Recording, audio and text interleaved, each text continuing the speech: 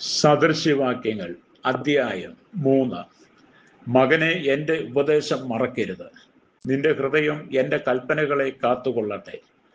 അവ ദീർഘായുസ്സും ജീവകാലവും സമാധാനവും നിനക്ക് വർദ്ധിപ്പിച്ചു തരും. ദയയും വിശ്വസ്തതയും നിന്നെ വിട്ടുപോകരുത്. അവയെ നിന്റെ കഴുത്തിൽ കെട്ടിക്കൊള്ളുക, നിന്റെ ഹൃദയത്തിൻ്റെ പലകയിൽ എഴുതിക്കൊള്ളുക. അങ്ങനെ നീ ദൈവത്തിനും മനുഷ്യർക്കും ബോധ്യമായ ലാവണ്യവും സൽബുദ്ധിയും പ്രാപിക്കും.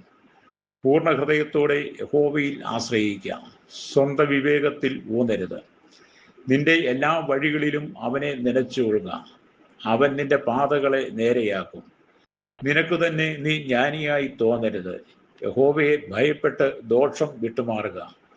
അത് നിന്റെ നാഭിക്ക് ആരോഗ്യവും അസ്ഥികൾക്ക് തണുപ്പും ആയിരിക്കും.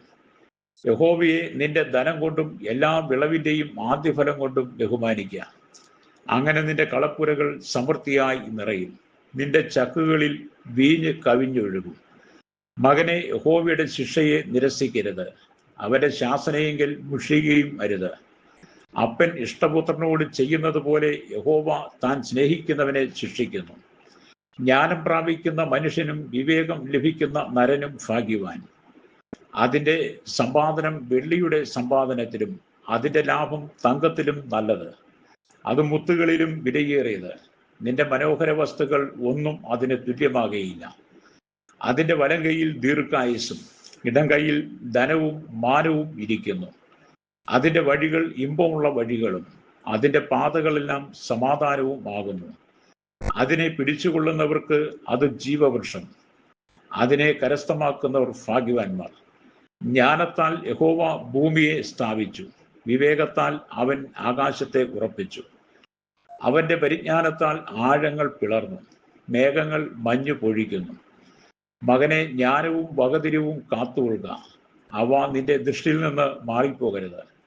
അവ നിനക്ക് ജീവനും നിന്റെ കഴുത്തിന് അലങ്കാരവും ആയിരിക്കും.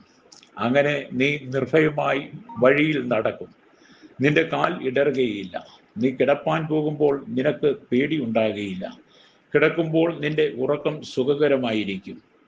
പെട്ടെന്നുള്ള പേടി ഹേതുവായും ദുഷ്ടന്മാർക്ക് വരുന്ന നാശനിമിത്തവും നീ ഭയപ്പെടുകയില്ല. യഹോവ നിന്റെ ആശ്രയമായിരിക്കും, അവൻ നിന്റെ കാൽ കുടുങ്ങാതെ വണ്ണം കാക്കും.